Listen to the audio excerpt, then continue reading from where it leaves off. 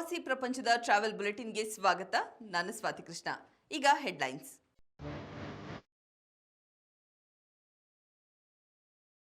ಕಸ ವಿಲೇವಾರಿಗೆ national green tribunal ಕಟ್ಟುನಿಟ್ಟಿನ ನಿಯಮ ಉಲ್ಲಂಘನೆ ಕಂಡುಬಂದರೆ ಸೂಕ್ತ ಕಾನೂನು ಕ್ರಮ.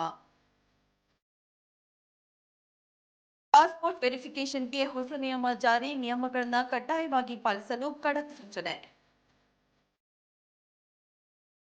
ದೆಹಲಿಯ ನಗರ ಸಂಚಾರಕ್ಕೆ ಡಬಲ್ ಡೆಕ್ಕರ್ ಎಲೆಕ್ಟ್ರಿಕ್ ಬಸ್ಗೆ ಚಾಲನೆ, ಸುತ್ತಾಟಕ್ಕೆ ಐತಿಹಾಸಿಕ ಸಾಂಸ್ಕೃತಿಕ ತಾಣಗಳ ಸರ್ಕ್ಯೂಟ್ ಸಿದ್ಧ. ವಿಮಾನ ಪ್ರಯಾಣಿಕರಿಗೆ ಸಿವಿಲ್ ಏವಿಯೇಷನ್ ಇಲಾಖೆಯಿಂದ ಸಿಹಿ ಸುದ್ದಿ, 48 ಗಂಟೆಗಳ ಒಳಗೆ ಚಾರ್ಜಸ್ ಇಲ್ಲದೆ ಟಿಕೆಟ್ ರದ್ದತಿಗೆ ಅವಕಾಶ. ಕಸ ವಿಲೇವಾರಿಯಲ್ಲಿ ನ್ಯಾಷನಲ್ ಗ್ರೀನ್ ಟ್ರಿಬ್ಯುನಲ್ ನಿಯಮಗಳನ್ನು ಕಟ್ಟುನಿಟ್ಟಾಗಿ ಪಾಲಿಸುವಂತೆ ಸೋನ್ಮಾರ್ಗ್ ಪ್ರವಾಸೋದ್ಯಮ ಪ್ರಾಧಿಕಾರ ಸೂಚನೆಯನ್ನು ಹೊರಡಿಸಿದೆ. ತ್ಯಾಜ್ಯ ನಿರ್ವಹಣೆಯ ನಿಯಮಗಳನ್ನು ಉಲ್ಲಂಘಿಸಿರುವುದನ್ನು ಗಮನಿಸಿರುವ ಪ್ರಾಧಿಕಾರ ಈ ಸೂಚನೆಯನ್ನು ಹೊರಡಿಸಿದೆ. ರಸ್ತೆ, ಪ್ರವಾಸಿ ತಾಣಗಳು ಮತ್ತು ಇತರೆ ಸಾರ್ವಜನಿಕ ಸ್ಥಳಗಳಲ್ಲಿ ತ್ಯಾಜ್ಯಗಳನ್ನು ಎಸೆಯುವಂತಿಲ್ಲ ಮತ್ತು ಪ್ಲಾಸ್ಟಿಕ್ ಬಳಕೆಯನ್ನು ನಿಷೇಧಿಸಿ ಆದೇಶವನ್ನು ಹೊರಡಿಸಿದೆ. ಹೋಟೆಲ್, ರೆಸ್ಟೋರೆಂಟ್, ಅತಿಥಿ ಗೃಹಗಳ ಒಳಗೆ ಮತ್ತು ಹೊರಗೂ ಕೂಡ ಡಸ್ಟ್ಬಿನ್ಗಳ ಬಳಕೆ ಕಡ್ಡಾಯವಾಗಿದೆ. ಹಸಿ ಕಸ, ಒಣ ಕಸವನ್ನು ವಿಂಗಡಿಸಿ ಪುರಸಭೆಗೆ ನೀಡಬೇಕು ಎಂದು ಪ್ರಾಧಿಕಾರ ನಿರ್ದೇಶಿಸಿದೆ. ನಿಯಮ ಉಲ್ಲಂಘನೆ ಕಂಡುಬಂದರೆ ಸೂಕ್ತ ಕಾನೂನು ಕ್ರಮ ಕೈಗೊಳ್ಳುವುದಾಗಿ ಎಚ್ಚರಿಕೆಯನ್ನು ನೀಡಿದೆ. ಪಾಸ್ಪೋರ್ಟ್ ವೆರಿಫಿಕೇಷನ್ಗೆ ಹೊಸ ನಿಯಮವನ್ನು ಜಾರಿಗೆ ತರಲಾಗಿದ್ದು, ಈ ಕುರಿತು ಪೊಲೀಸ್ ಆಯುಕ್ತ ಸೀಮಂತ್ ಕುಮಾರ್ ಸಿಂಗ್ ಬೆಂಗಳೂರಿನಲ್ಲಿ ಮಾಹಿತಿಯನ್ನು ನೀಡಿದ್ದಾರೆ. ಈ ಹೊಸ ಮಾರ್ಗಸೂಚಿಯ ಪ್ರಕಾರ ಪಾಸ್ಪೋರ್ಟ್ ಪರಿಶೀಲನೆ ವೇಳೆ ಬಾಡಿ ವೋರ್ನ್ ಕ್ಯಾಮೆರಾ ಕಡ್ಡಾಯವಾಗಿ ಧರಿಸಿರಬೇಕು. ಪಾಸ್ಪೋರ್ಟ್ ಅರ್ಜಿದಾರರನ್ನ ಪೊಲೀಸ್ ಠಾಣೆಗೆ ಕರೆಸುವ ಬದಲು ಅರ್ಜಿದಾರರು ನೀಡಿರುವ ವಿಳಾಸಕ್ಕೆ ಅಧಿಕಾರಿಗಳು ಖುದ್ದು ಭೇಟಿ ನೀಡಿ ಅರ್ಜಿದಾರರ ನೆರೆಹೊರೆಯವರ ಬಳಿ ಮಾಹಿತಿಯನ್ನು ಸಂಗ್ರಹಿಸುವುದನ್ನು ಕಡ್ಡಾಯಗೊಳಿಸಲಾಗಿದೆ ಮತ್ತು ಅರ್ಜಿದಾರರ ವಿಳಾಸಕ್ಕೆ ಭೇಟಿ ನೀಡುವ ಕನಿಷ್ಠ 24 ಗಂಟೆಗಳ ಮೊದಲು ಎಸ್ಎಂಎಸ್ ಅಥವಾ ಕರೆ ಮಾಡುವ ಮೂಲಕ ಮಾಹಿತಿ ನೀಡುವುದನ್ನು ಕೂಡ ಕಡ್ಡಾಯಗೊಳಿಸಲಾಗಿದೆ ಎಂದು ಪೊಲೀಸ್ ಆಯುಕ್ತರು ತಿಳಿಸಿದ್ದಾರೆ.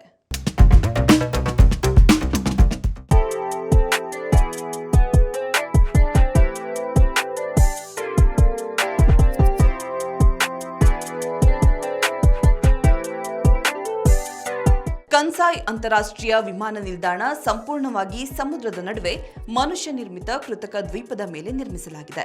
ಇದು ಎಂಜಿನಿಯರಿಂಗ್ ಅದ್ಭುತವಾಗಿದ್ದು, ಭೂಕಂಪ ಮತ್ತು ಸುನಾಮಿಗಳನ್ನು ತಡೆದುಕೊಳ್ಳುವಂತೆ ವಿನ್ಯಾಸಗೊಳಿಸಲಾಗಿದೆ.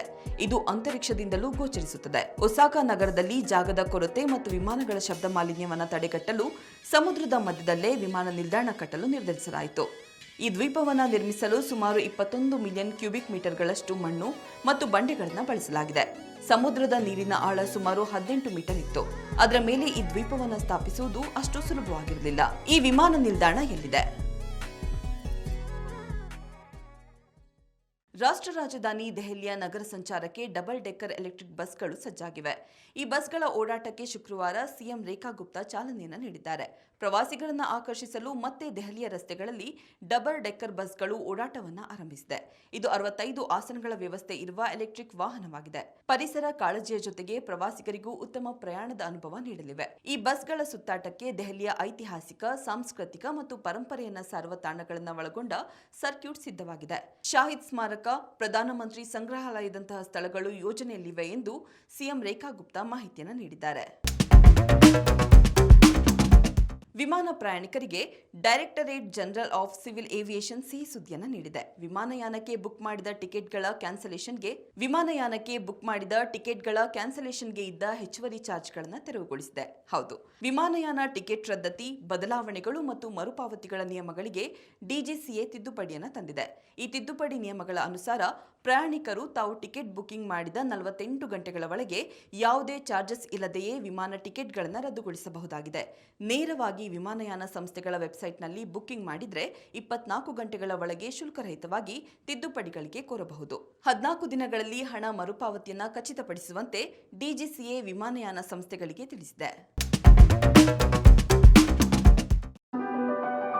ಈಗ ಕ್ವಿಜ್ ಟೈಮ್.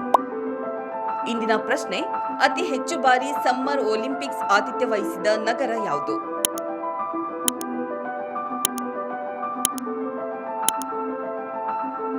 ಸರಿಯಾದ ಉತ್ತರವನ್ನ ಕಾಮೆಂಟ್ ಮೂಲಕ ತಿಳಿಸಿ.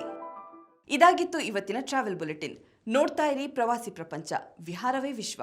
ನಮಸ್ಕಾರ.